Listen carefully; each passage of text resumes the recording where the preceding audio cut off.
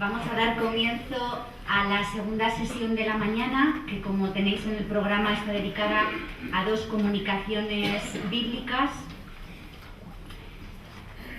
que van a estar a cargo de Rafa Fleta a mi derecha y de Enrique Ruiz a mi izquierda, a quienes conocéis, compañeros míos del Departamento de Biblia y a quienes tengo el gusto de presentar.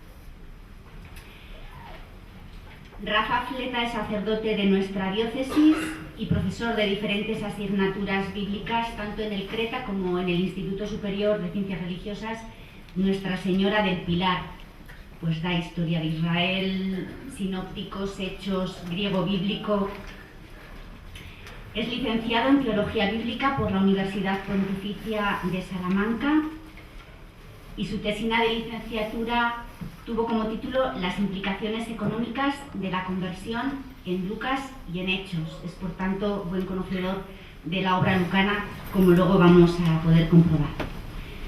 Hizo una estancia en Jerusalén como parte de sus estudios y su dedicación a la Biblia no se dedica únicamente a las clases, sino que imparte charlas y conferencias y colabora en la Revista Aragonesa de Teología. Bueno, una característica de Rafa es, además de su cercanía y humanidad, pues su gusto por la lectura y por el conocimiento, tanto de la Biblia como, yo creo, que de la historia. Y es además un buen y ameno transmisor. Entonces, su comunicación va a tener como título Misericordia y Alegría en Lucas 15. Estaban dos pasajes de los Evangelios, Mateo 25 y Lucas 15. El del juicio y el de la misericordia.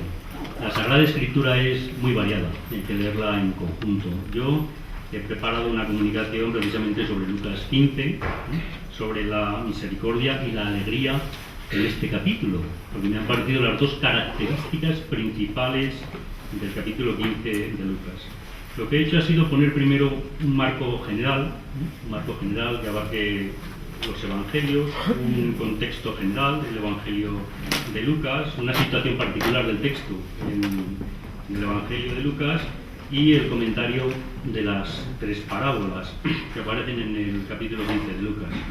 El texto de Lucas 15 pertenece a un conjunto literario más amplio, no se puede leer solo en sí mismo. Los evangelios son textos narrativos, relatos que presentan el curso de la vida de Jesús y de su enseñanza. Por ello hay que conocer la naturaleza literaria, los evangelios, para leerlos adecuadamente, aunque esto se suele a veces pasar por alto, con frecuencia en los estudios de tipo teológico. Hay que tener en cuenta que lo más específico de la fe bíblica se expresa siempre de forma narrativa. Ante la situación única e imprevisible de Dios en la historia, solo cabe narrarlo y relatarlo.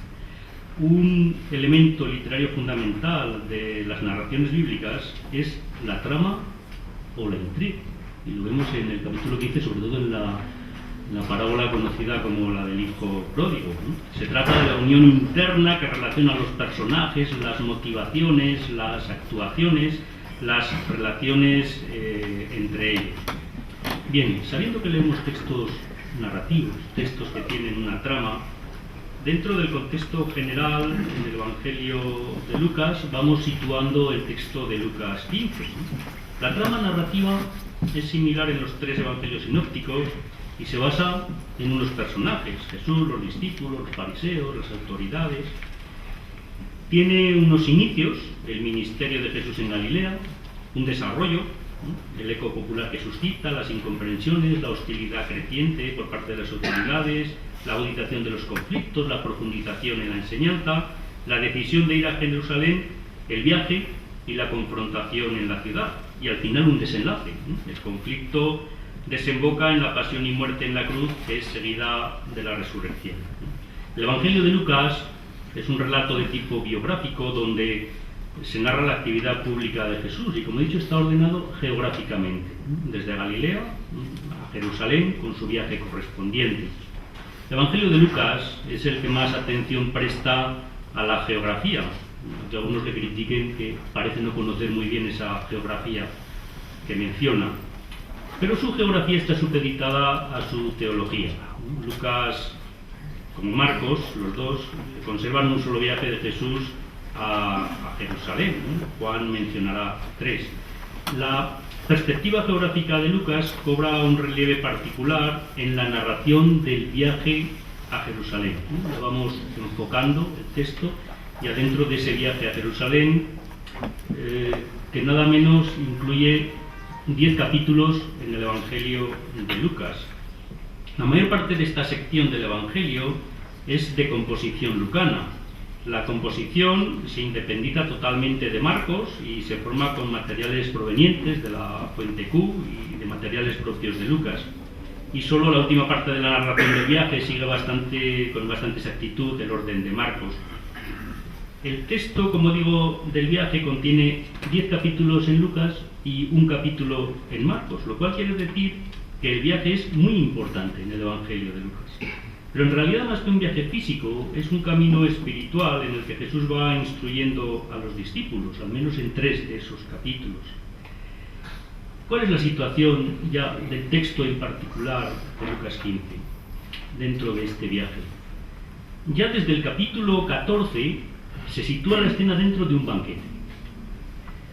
Incluso el capítulo 15, que voy a tratar aquí, se acusa a Jesús de comer con pecadores. Menciono otra vez del banquete y de la comensalidad. La situación en general se produce en medio de un banquete, digo, y el banquete es símbolo del reino y se convierte en un lugar de simposio y de conversación. Y una parte de la conversación es con los otros personajes que aparecen en este capítulo, los maestros de la ley. El fondo de la conversación, que versa sobre diversos temas del reino de Dios, es el de la comunión de mesa, ya que las comunidades de Lucas son paulinas. Y es un tema muy importante para estas comunidades, por lo que Lucas se fija ahora en esto. El pasaje es una forma de vida tomada de la praxis de Jesús. Y lo que se intenta es hacer unas comunidades abiertas e inclusivas.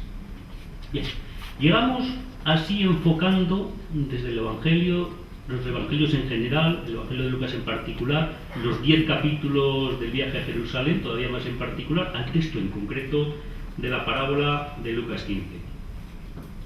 En Lucas el capítulo está bien integrado en el conjunto del viaje y las 3 parábolas están bien integradas entre sí. Las 3 parábolas que constituyen el capítulo, como todos conocemos, son la oveja perdida, la moneda extraviada y el hijo pródigo. Son parábolas especialmente características de Jesús, tal como la ofrece Lucas en su Evangelio. Esta parte de la narración lucana ha llegado a considerarse como el centro, el corazón del tercer Evangelio. Las 3 parábolas forman un discurso único como respuesta apologética y didáctica de Jesús al versículo 3. La unidad del discurso ya la dan las palabras del evangelista. Les dijo entonces esta parábola, el versículo 3. Y utiliza parábola en singular. Tenemos 3 parábolas, pero lo utiliza en singular como si las 3 constituyeran una sola parábola. En realidad es el mismo discurso. 3 parábolas, pero un solo discurso. No debemos olvidar que la comensalidad es importante y ya la menciona en el versículo 2. Estaban en una comida. Que la escena está inserta dentro de un banquete, como en el capítulo 14, y confirma la importancia de compartir la comida junto con el camino, otro tema muy importante en Lucas. Estas 3 parábolas forman parte integrante de una unidad más amplia, como he dicho, dentro de la narración del viaje de Jesús a Jerusalén, que se prolongará hasta el capítulo 19, y también se ha denominado al conjunto de esta sección el Evangelio de los marginados, ya que los materiales procedentes de la tradición de Lucas, de la propia, parecen tener como objetivo mostrar la cercanía y la misericordia de Dios para los que dentro del pueblo cargan generalmente con el desprecio general. El tema que incluye las parábolas del capítulo 15 incluso se alarga a las siguientes. Si seguimos leyendo el Evangelio de Lucas, en el capítulo 16 encontramos el administrador desaprensivo y el rico y Lázaro. En el capítulo 17, los 10 leprosos. En el capítulo 18, el juez injusto y la pobre viuda. Y también el fariseo y el publicano. Y si lo alargamos al capítulo 19, el encuentro con Zaqueo. Van dirigidas las parábolas a fariseos y maestros de la ley, escribas. Estos acusan a Jesús de acoger a los pecadores y comer con ellos. Nosotros somos los observadores de este enfrentamiento. Hay una introducción a la situación. Jesús acostumbraba a reunirse con publicanos y pecadores e incluso comer con ellos, la comensalidad. El reino de los cielos como un gran banquete al que todos somos invitados. De acuerdo con la tendencia sociológica de reunirse y comer con personas afines, escribas y fariseos se reúnen entre ellos y personas afines y desaprueban lo que hace Jesús. Por ello, hay una palabra muy específica, murmuran contra Jesús y le tratan con desprecio. Este acoge a pecadores y come con ellos. La acogida de Jesús no es aquí una hospitalidad material, sino la atención que Jesús presta y que se expresa aquí en comidas comunes. Puesto que había aceptado la invitación de los fariseos anteriormente, Jesús también acepta y no rechaza la de los publicanos. Se ha llegado a decir que la comensalidad es la esencia del cristianismo. Está claro que la realidad social, ética y religiosa manifestada por la comensalidad es de importancia capital a los ojos de Lucas. Quizá, más que de esencia, se podría hablar de comprobación, de criterio, al practicar o rehusar la comensalidad, participación material y comunión espiritual a la vez. ¿La Iglesia se mantiene o no se mantiene según la comensalidad? Lucas lo afirma para el pueblo de Israel en tiempos de Jesús, aquí, en el texto, y lo desvelará de manera programática en el tiempo de la Iglesia, en Hechos de los Apóstoles, en el capítulo 11, en el versículo 3, sobre todo con Pedro. Allí están los partidarios de la circuncisión. Dice el texto, le echaban en cara a Pedro que hubiese entrado en casa de incircuncisos y hubiera comido con ellos. Es la escena de Cornelio. La Iglesia de Jerusalén no sucumbirá afortunadamente por poco, aceptará la comensalidad con los paganos integrados progresivamente en la cristiandad y concederá su aval al gesto de Pedro. Lucas 15 tiene como función teológica decisiva explicar, como digo, la articulación de la comensalidad y la conversión, más cuando los grupos judíos habían reforzado las barreras alimentarias. Se jugaba quién estaba afuera, impuros, y quién estaba dentro. Y Jesús abre esa barrera con su práctica. Bien, la razón de que Jesús coma con los pecadores es simplemente porque así lo hace Dios. Es una iluminación por elevación, no por análisis de la situación. Es decir, Jesús no polemiza con los fariseos diciéndoles sobre si se podría admitir a estos pobres porque claro, nos dan pena que coman con nosotros, ¿no? Jesús dice, vamos a aceptarlos porque Dios lo quiere, sin discusiones. El uso del presente de indicativo que aparece aquí, acoge y come, en griego da una idea de continuidad, de costumbre permanente de Jesús. La introducción del capítulo 15, los versículos del 1 al 3, justifica una parábola que explica este comportamiento, ¿no? La del hijo pródigo, que lo explica directamente. Las dos primeras parábolas, la oveja perdida y la moneda también perdida y encontrada, no responden directamente al planteamiento del capítulo, sino que preparan la tercera parábola, la del hijo pródigo. Con las dos primeras parábolas se intenta que el oyente esté bien dispuesto a entender el argumento de la última. Voy a comentar ahora las dos primeras parábolas. Sirven de captatio benevolentia, es decir, para que los oyentes se sitúen. Y empiezan las dos con una pregunta retórica. ¿Qué hombre? Dice la primera. ¿Qué mujer? Dice la segunda. La primera parábola, la de la oveja perdida. En un momento de la jornada, quizá al final del día, el pastor hace un recuento del rebaño, como se hacía entonces, y descubre que falta una. Entonces deja las 99 Se va a buscar la perdida. La comparación 1-100 pone de relieve la responsabilidad, el interés por encontrar la perdida, o según piensan otros, la irresponsabilidad del dueño, porque deja las otras 99 por una sola. El caso es que interesa mucho la perdida. Con gozo el pastor la encuentra, la pone sobre los hombros y después el evangelista imagina un episodio festivo, una reunión alegre con sus vecinos y amigos. Y además lo importante es que Lucas colorea el vocabulario de la alegría que aparece en esta parábola con un tinte comunitario.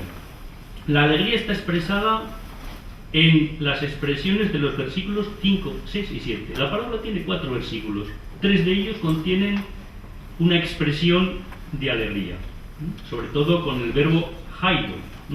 Es una exhortación a la alegría, una invitación a compartir que se utiliza como exclamación y que seguirá apareciendo en el capítulo. La acentuación de este gozo compartido refleja a menudo graves problemas dentro de la comunidad. Es decir, si se pone tanto acento en compartir la alegría, es que dentro de la comunidad hay problemas porque no se comparte esa alegría. Y se encuentra sobre todo con sorprendente frecuencia en esta parábola. El otro verbo que aparece es sinjairo, que es un compuesto del verbo anterior y que este ya significa una alegría compartida con los demás, en este caso con vecinos y amigos. La aplicación de la parábola la encontramos en el versículo 7. Aquí se ensancha el horizonte estrecho del simbolismo específico para proyectarlo hacia una nueva dimensión, la alegría que se experimenta en el cielo. No va a ser solo aquí en la tierra, con los vecinos, también en el cielo. La razón de la trascendencia de lo sucedido no consiste precisamente en que la búsqueda haya llegado a buen término, perdido, hallado, sino que un pecador, un perdido, ha llegado a la conversión. La segunda parte, en el versículo 7, nos trae una comparación por contraste. La alegría por uno, el hallado, que por 99 que no se habían perdido. Incluso destaca la alegría en Lucas y contrasta con Mateo, en el capítulo 18, en el versículo 14. Este capítulo trata sobre la atención a los más pequeños dentro de la comunidad. Y el capítulo de Mateo cierra el pasaje diciendo: pues lo mismo es voluntad de vuestro Padre del cielo, que no se pierda ni uno de esos pequeños. El énfasis de Mateo no está en la alegría, sino en la voluntad de salvación del Padre. De todas formas, en comparación con Mateo, respecto a la parábola de la oveja perdida, puesto que aparece en los dos evangelios, es que este la incluye entre las instrucciones a los apóstoles acerca de sus obligaciones como pastores de la iglesia. Mientras que Lucas, en cambio, se sirve de esta parábola para responder a la pregunta de ¿por qué recibe Jesús a los pecadores? Mateo subraya la idea de buscar y Lucas la alegría de encontrar. En la segunda parábola, la moneda perdida, o la dracma, si se traduce literalmente perdida, esa moneda, esta parábola sí que es propia de Lucas, pero no está claro si la toma de su fuente particular o es una composición propia en paralelismo antitético con la anterior. Un hombre supuestamente, rico, medio rico, tenía 100 ovejas en aquel tiempo, y una mujer supuestamente no muy rica o pobre. La dracma no era una moneda muy valiosa. La similitud de esta segunda parábola con la primera es muy estricta.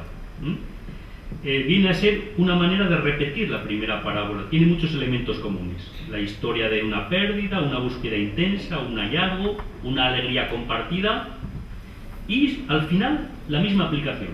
La aplicación por un os lo digo en las dos.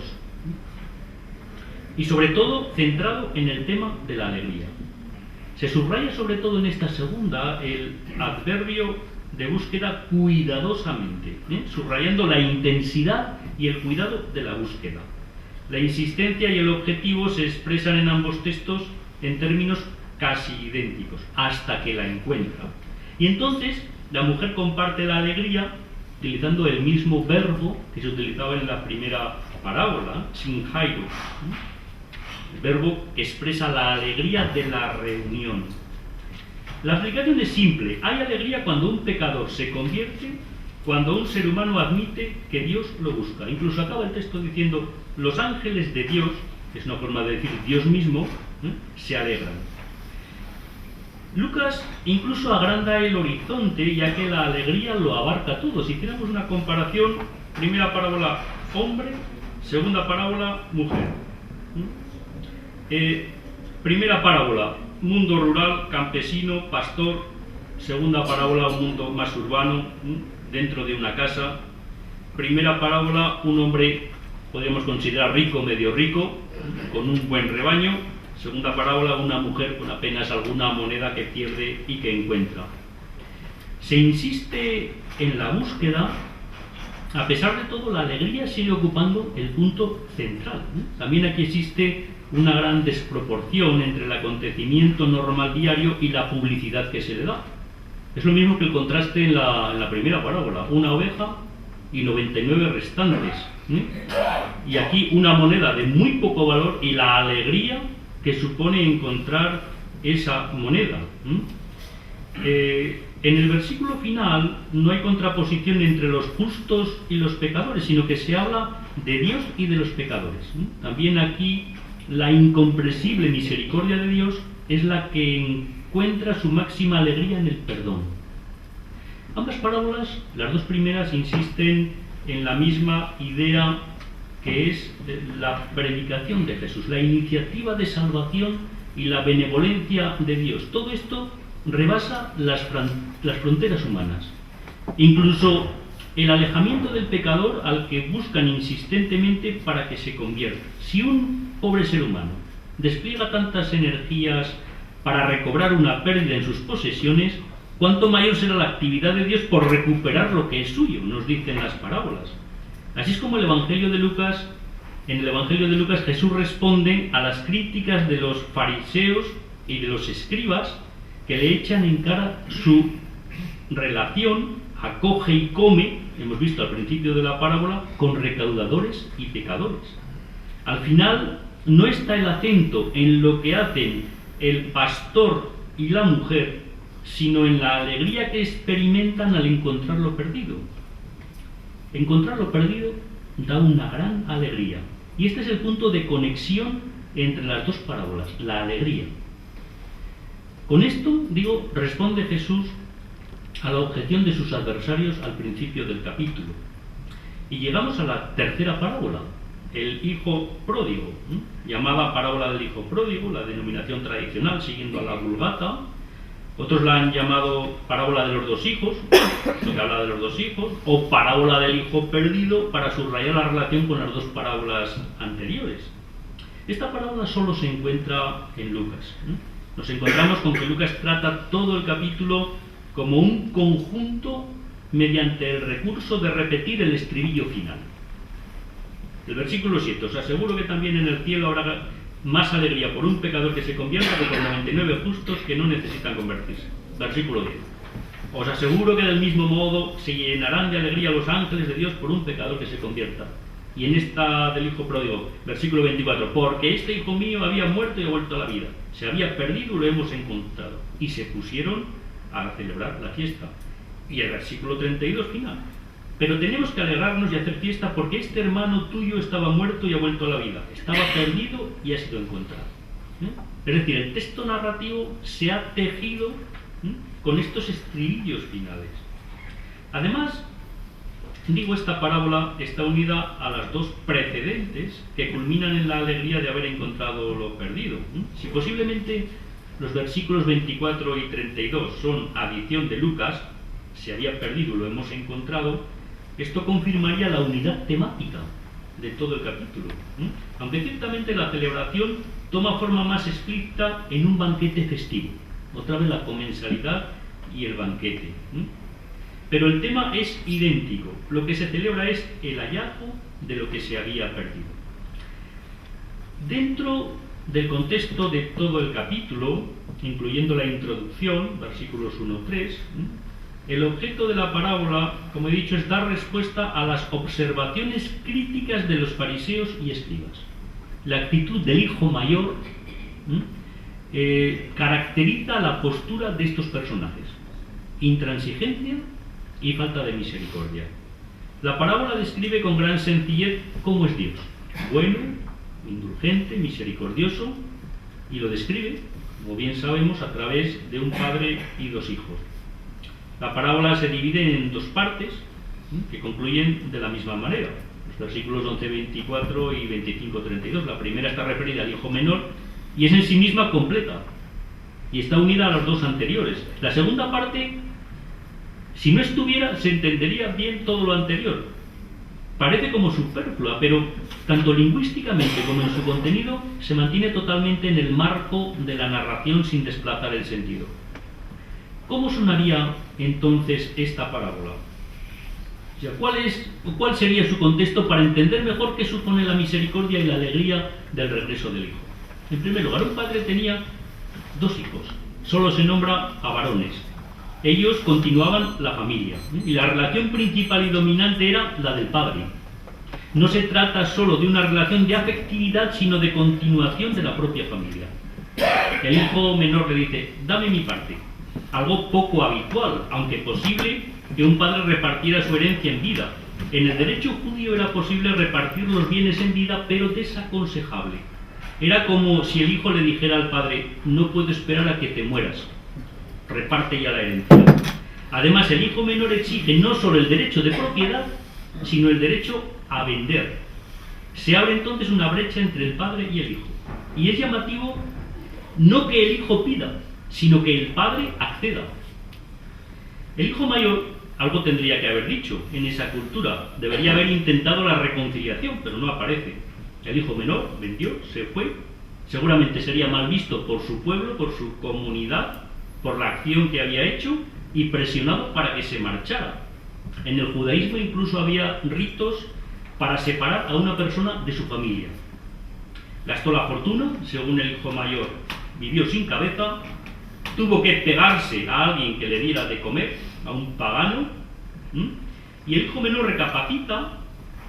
No es una conversión objetiva, sino que idea un plan para subsistir, volver a la casa del padre. Es arriesgado porque cuando se marchó rompió amarras, será jornalero, ajeno a la casa y al hermano. ¿Y qué ocurrirá con los del pueblo que le presionaron para que dejara la comunidad? En el fondo, en un primer momento no se convirtió, sino que intentó salvar el pellejo, sencillamente, pero no cuenta con la reacción del padre. El padre sale al encuentro cuando regresa y se conmueve, siente misericordia. Aquí se emplea el verbo splanchnizomai, que se emplea, bueno, estamos en el año de la misericordia y tantas veces lo hemos escuchado. Para expresar la misericordia en griego se puede expresar como eleos, que es enternecerse o conmoverse en cuanto sentimiento, o también oiktirmos, que significa exteriorización de la compasión ante el infortunio del otro. Pero está este verbo que nos preocupa aquí y que indica el lugar en que se experimenta este sentimiento: el corazón, las entrañas, el centro de la persona. Los antiguos no afinaban con la anatomía, pero vienen a decir que es el centro de la persona el que se conmueve interiormente. Ahora, ¿qué ocurre? Las reacciones de los convecinos al regresar del hijo, ¿cuáles pueden ser? Se pueden burlar y agredir al hijo.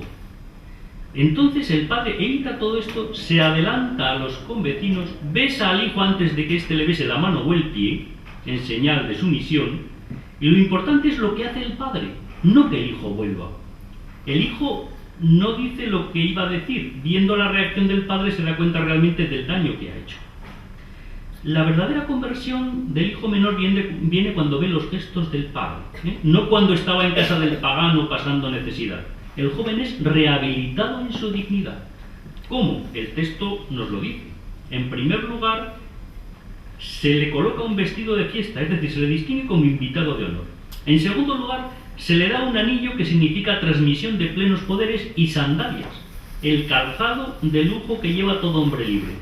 Y en tercer lugar, el banquete donde se mata un ternero cebado, es decir, esa característica de cebado quiere decir el preparado para las ocasiones especiales. Esto significa una fiesta de alegría para la casa, por el restablecimiento de la situación del hijo. Y aquí se emplea en el versículo 23 el verbo eufraino, que se podía traducir como gozarse, pero gozarse juntamente con otros. Estructuralmente el verbo pertenece precisamente a contextos de relación. Bien, la parábola podría haber acabado en el versículo 24, digo, y tener pleno sentido, con la historia del hijo menor. Desde que el hijo menor le pide la herencia al padre hasta que al final es recibido con gozo por el padre. Pero en la segunda parte, protagonizada por el hijo mayor, parece como si Lucas hubiera querido contrastar aquí una parte a favor de la misericordia y otra parte en contra de la misericordia. La respuesta del hijo mayor al padre es un insulto. No lo percibimos, pero leyéndolo en griego suena como un insulto, una falta de respeto, porque se dirige al padre sin título alguno y desprecia al hermano, con pronombres. No le dice padre ni hermano, dice este hijo tuyo. Ni padre ni hermano.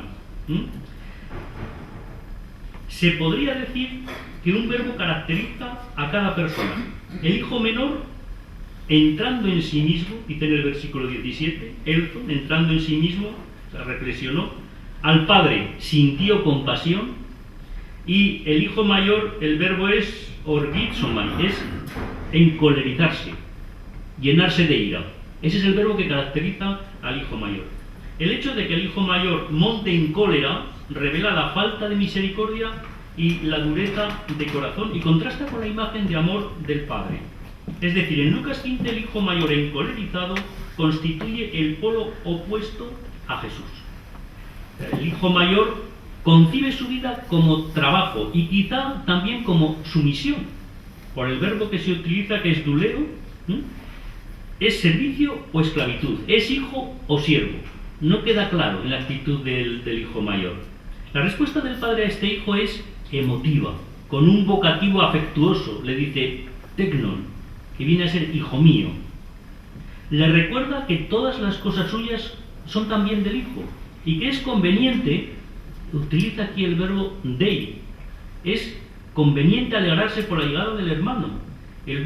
Este verbo dei designa una necesidad absoluta que no admite réplica ni contestación. Dei, es necesario. Es necesario alegrarse, dice. El final del relato queda abierto. ¿Accedió Jesús y entró al banquete? ¿Accedió el hermano mayor y entró al banquete? La respuesta personal la debe dar cada lector, ¿no? Así justifica Jesús su comportamiento con los pecadores. Jesús es el heraldo del Padre misericordioso, que tiene un amor que sobrepasa todo cálculo e invita a todos a su casa, a los que se reconocen pecadores y a los que cumplen y se creen justos. Si Jesús acoge a recaudadores y pecadores y hasta come con ellos, es porque Dios mismo los acepta y los quiere. No sabemos qué pasó al final. Los oyentes de Jesús quedan identificados. Fariseos y escribas, del versículo 2, con el hijo mayor que tiene que decidirse si quiere obedecer a la petición del padre y alegrarse con él. Quiere ayudarles a superar su escándalo ante el Evangelio. Jesús a los fariseos, y encontrar la gran alegría que trae el Evangelio. Una combinación de misericordia y alegría. Jesús es criticado por sentarse a la mesa junto a los pecadores, y esto recuerda que las comunidades de Lucas se planteaban aceptar a los paganos. Había un problema en las comunidades de Lucas.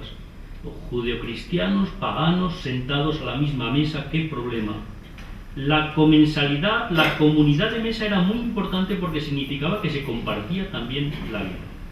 En definitiva, misericordia y alegría para con quien se acerca a la mesa, al banquete, a compartir la vida. Así lo dicen las dos primeras parábolas, encontrar al que se ha perdido, y la tercera, integrarlo en la comunidad. Que yo creo que en el texto el que aparece como esposo es Jesús, además por el contexto de Juan, cuando dice yo no soy el esposo, yo soy el amigo del esposo, hablando de Jesús, ¿no? Entonces Jesús es el esposo que viene a esta alianza nueva, estas bodas nuevas, en las que el vino será mejor que el anterior, ¿no? Que son las bodas del amor, de un amor que es capaz de cambiar al hombre y de cambiar la humanidad. Pero eso es ya una interpretación simbólica de lo que es el texto juaneo. Cuando se lee San Juan, hay que estar siempre pensando en el doble sentido, en el simbolismo, para llegar a profundizar en el sentido profundo de lo que nos está diciendo el evangelista. No sé si he respondido a tu pregunta.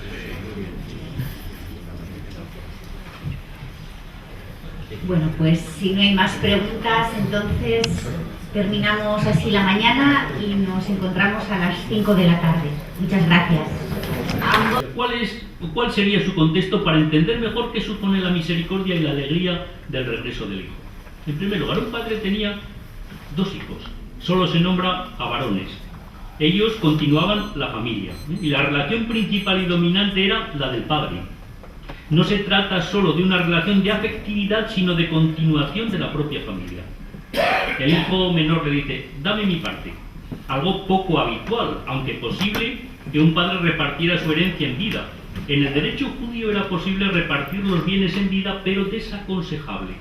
Era como si el hijo le dijera al padre: no puedo esperar a que te mueras, reparte ya la herencia.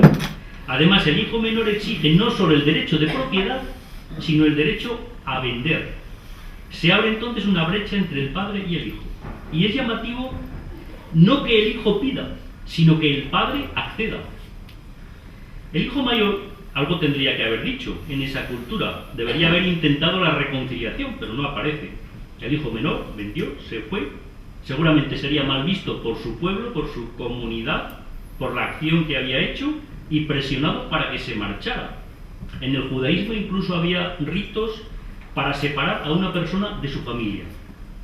Gastó la fortuna, según el hijo mayor, vivió sin cabeza, tuvo que pegarse a alguien que le diera de comer, a un pagano, y el hijo menor recapacita. No es una conversión objetiva, sino que idea un plan para subsistir, volver a la casa del padre. Es arriesgado porque cuando se marchó rompió amarras, será jornalero, ajeno a la casa y al hermano. ¿Y qué ocurrirá con los del pueblo que le presionaron para que dejara la comunidad? En el fondo, en un primer momento no se convirtió, sino que intentó salvar el pellejo, sencillamente, pero no cuenta con la reacción del padre. El padre sale al encuentro cuando regresa y se conmueve, siente misericordia.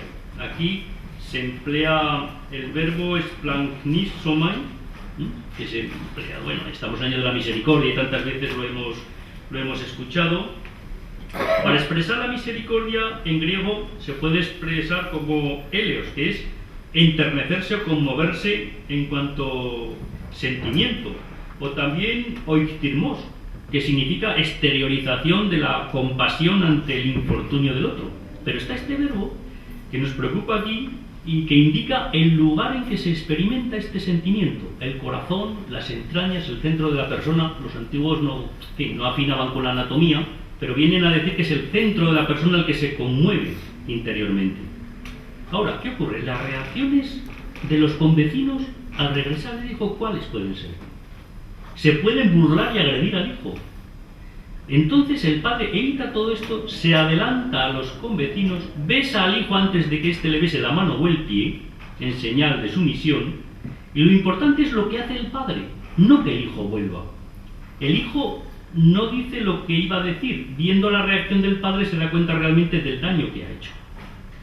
La verdadera conversión del hijo menor viene cuando ve los gestos del padre, no cuando estaba en casa del pagano pasando necesidad.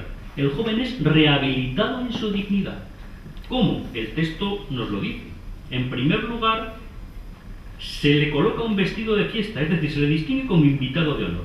En segundo lugar, se le da un anillo que significa transmisión de plenos poderes y sandalias, el calzado de lujo que lleva todo hombre libre. Y en tercer lugar, el banquete donde se mata un ternero cebado, es decir, esa característica de cebado quiere decir el preparado para las ocasiones especiales.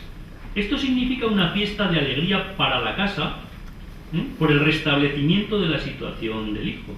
Y aquí se emplea en el versículo 23 el verbo eufraino, que se podía traducir como gozarse, pero gozarse juntamente con otros. Estructuralmente el verbo pertenece precisamente a contextos de relación. Bien, la parábola podría haber acabado en el versículo 24, digo, y tener pleno sentido, con la historia del hijo menor. desde que el hijo menor le pide la herencia al padre hasta que al final es recibido con gozo por el padre. Pero en la segunda parte, protagonizada por el hijo mayor, parece como si Lucas hubiera querido contrastar aquí una parte a favor de la misericordia y otra parte en contra de la misericordia. La respuesta del hijo mayor al padre es un insulto. No lo percibimos, pero leyéndolo en griego suena como un insulto, una falta de respeto, porque se dirige al padre sin título alguno y desprecia al hermano, con pronombres. No le dice padre ni hermano, dice este hijo tuyo. Ni padre ni hermano. Se podría decir que un verbo caracteriza a cada persona. El hijo menor, entrando en sí mismo, dice en el versículo 17, Elton, entrando en sí mismo, o sea, reflexionó. Al padre sintió compasión, y el hijo mayor, el verbo es orgizomai, es encolerizarse, llenarse de ira. Ese es el verbo que caracteriza al hijo mayor. El hecho de que el hijo mayor monte en cólera revela la falta de misericordia y la dureza de corazón, y contrasta con la imagen de amor del padre. Es decir, en Lucas 15 el hijo mayor encolerizado constituye el polo opuesto a Jesús. El hijo mayor concibe su vida como trabajo y quizá también como sumisión, por el verbo que se utiliza, que es duleo. ¿Es servicio o esclavitud? ¿Es hijo o siervo? No queda claro en la actitud del hijo mayor. La respuesta del padre a este hijo es emotiva, con un vocativo afectuoso. Le dice teknon, que viene a ser hijo mío. Le recuerda que todas las cosas suyas son también del hijo, y que es conveniente, utiliza aquí el verbo dei, es conveniente alegrarse por la llegada del hermano. Este verbo dei designa una necesidad absoluta que no admite réplica ni contestación. Dei, es necesario. Es necesario alegrarse, dice. El final del relato queda abierto. ¿Accedió Jesús y entró al banquete? ¿Accedió el hermano mayor y entró al banquete? La respuesta personal la debe dar cada lector, ¿no? Así justifica Jesús su comportamiento con los pecadores. Jesús es el heraldo del Padre misericordioso, que tiene un amor que sobrepasa todo cálculo e invita a todos a su casa, ¿no? A los que se reconocen pecadores y a los que cumplen y se creen justos, ¿eh? Si Jesús acoge a recaudadores y pecadores y hasta come con ellos, es porque Dios mismo los acepta y los quiere. No sabemos qué pasó, ¿eh? Al final. Los oyentes de Jesús quedan identificados, fariseos y escribas del versículo 2, ¿eh? Con el hijo mayor que tiene que decidirse si quiere obedecer a la petición del Padre y alegrarse con él, ¿eh? Quiere ayudarles a superar su escándalo, ¿eh? Ante el Evangelio, ¿eh? Jesús a los fariseos, y encontrar la gran alegría que trae el Evangelio, una combinación de misericordia y alegría. Jesús es criticado por sentarse a la mesa junto a los pecadores, y esto recuerda que las comunidades de Lucas se planteaban aceptar a los paganos. Había un problema en las comunidades de Lucas. Los judeocristianos, paganos, sentados a la misma mesa, ¿qué problema? La comensalidad, la comunidad de mesa era muy importante porque significaba que se compartía también la vida. En definitiva, misericordia y alegría para con quien se acerca a la mesa, al banquete, a compartir la vida. Así lo dicen las dos primeras parábolas, ¿eh? Encontrar al que se ha perdido, y la tercera, integrarlo en la comunidad.